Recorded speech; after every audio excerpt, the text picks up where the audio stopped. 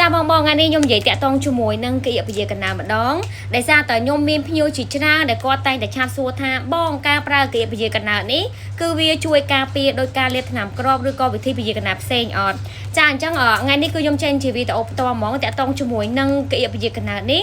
គឺវាជួយការពារអត់ខុសពីការប្រើថ្នាំក្របបជាកណ្ដាលទេបងគឺការពារបាន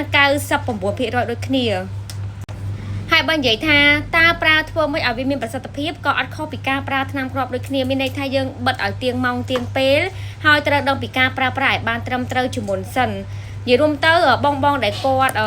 កំងកៀបបិទពជាកណ្ដាលពីខាងខ្ញុំគឺខ្ញុំមានការរៀបរាប់ប្រើប្រាស់ក៏ដូចជាមានរូបភាពប្រាប់ថា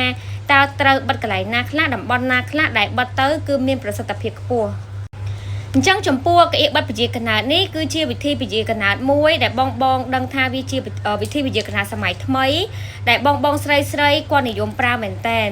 ហើយនៅក្នុងមកប្រអប់នេះគឺវាមាន3បន្ទះអញ្ចឹងសម្រាប់ការប្រើប្រាស់មកប្រអប់នេះគឺប្រើបានរហូតដល់1ខែគឺ3សប្តាហ៍ជាប់គ្នា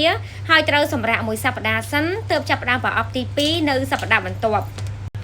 ហើយបងសួរថាតើត្រូវចាប់ផ្ដើមប្រើនៅពេលណាឬក៏ត្រូវចាប់ផ្ដើមប្រើដោយការលេបថ្នាំគ្រាប់ដែរឬទេចាអត់ខុសគ្នាទេបងគឺដូចគ្នាទាំងអស់ទាំងការប្រើប្រាស់គឺចាប់ផ្ដើមប្រើនៅពេលដែលបងកំពុងតែមករដូវចន្លោះពីថ្ងៃ1ទៅថ្ងៃ5គឺបងអាចចាប់ផ្ដើមបិទតែម្ដងចន្លោះថ្ងៃហ្នឹងបងអាចចាប់ផ្ដើមបិទថ្ងៃទី1ក៏បានចាប់ផ្ដើមបិទថ្ងៃទី2ឬក៏ថ្ងៃទី3ថ្ងៃទី4ថ្ងៃទី5ចន្លោះដែលយើងកំពុងតែមករដូវហ្នឹងគឺបងអាចចាប់ផ្ដើមប្រើបានហើយនេះបងអញ្ចឹងសម្រាប់ក្អៀបបិទពជាកណ្ដាលហ្នឹងនៅក្នុងមកប្រអប់ហ្នឹងគឺគេមានសភៅណែនាំមួយនេះសភៅណែនាំហើយក៏ដូចជាក្អៀបបិទពជាកណ្ដាលហ្នឹងអញ្ចឹងក្អៀបនេះនៅក្នុងមកកញ្ចប់ហ្នឹងគឺមាន3បន្ទះក្នុងមួយបន្ទះគឺប្រើបាន1សប្ដាហ៍ខ្ញុំនឹងប្រាប់ពីការប្រើប្រាស់ថាត្រូវបិទកន្លែងណាខ្លះដើម្បីឲ្យមានប្រសិទ្ធភាពក៏ដូចជាតើត្រូវប្រើបែបម៉េចចាំបងអញ្ចឹងនៅក្នុងមកកញ្ចប់នេះគឺមាន3បន្ទះនិយាយទៅខ្ញុំមិនអាចហែកបានបងលិសាអីវ៉ាន់ថ្មីអញ្ចឹងពេលហែកទៅគឺយើងពិបាករៀបចំឲ្យភ្ញៀវវិញណាអញ្ចឹងនៅក្នុងមកកញ្ចប់នេះគឺមាន3បន្ទះនៅក្នុងហ្នឹងអញ្ចឹងសម្រាប់មួយបន្ទះគឺយើងអាចបិទបានរហូតដល់4កន្លែងក្នុងមួយបន្ទះហ្នឹងគឺត្រូវបិទរយៈពេល1សប្តាហ៍អញ្ចឹងយើងអាចបិទនៅកន្លែងដាំដៃយើងនេះបានគឺយើងបិទអញ្ចឹងមកកន្លែងដាំដៃយើងបានឆ្វេងបានទាំងស្ដាំណាប៉ុន្តែជាធម្មតាមកស្លឹកហ្នឹងគឺយើងបិទខាងឆ្វេងសិនទៅដល់ពេលចូលដល់សប្តាហ៍ទី2ចាំយើងបិទខាងស្ដាំវិញសប្តាហ៍ទី3យើងបិទនៅខាងឆ្វេងវិញមកយើងបិទមកកន្លែងនេះប៉ុន្តែយើងទៅមកអញ្ចឹងទៅយើងឆ្លាស់គ្នាអញ្ចឹងទៅទើបវាមានប្រសិទ្ធភាពខ្ពស់យើងអាចបិទតមកកន្លែងនៅតមកកន្លែងហ្នឹងរហូតទេមានន័យថាបងបិទតែកន្លែងហ្នឹងគឺបិទកន្លែងហ្នឹងរហូតតគ្នា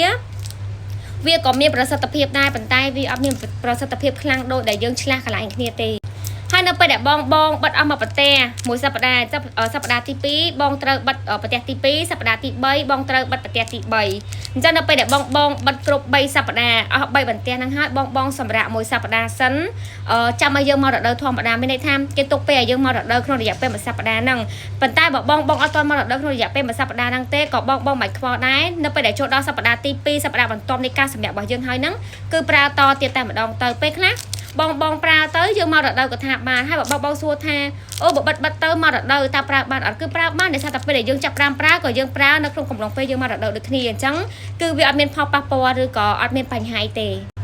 អញ្ចឹងសម្រាប់អត្ថប្រយោជន៍របស់វាគឺការពារមិនឲ្យមានកូនរហូតដល់99%ចំពោះអ្នកដែលគាត់ប្រើប្រាស់បានត្រឹមត្រូវហើយសំខាន់បំផុតគឺការពារមិនឲ្យមានកូនហើយក៏វាមានភាពងាយស្រួលដែលយើងអាចចាំបាច់លេបថ្នាំគ្រាប់ចូលទៅខាងក្នុងគឺយើងគ្រាន់តែបិទផ្នែកខាងក្រៅក៏អាចពជាកណ្ដាលបានដែរអញ្ចឹងបងចង់បានអាចតាក់ទងមកតាម Telegram បាន